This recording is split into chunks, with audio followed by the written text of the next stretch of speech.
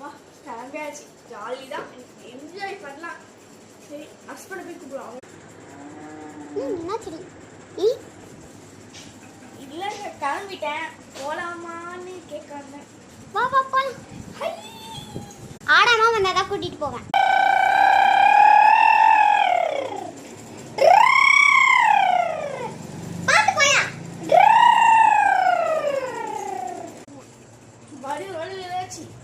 ஆடாம இது இங்க வந்து கத்திக்கிட்டு இருக்கா பாரு. பீச்ல சன்ரைஸ் அப்புறமா பாத்துக்கலாம். ஃபர்ஸ்ட் இந்த பாயில உட்காரு. விரிக்கிறேன். குடி குடி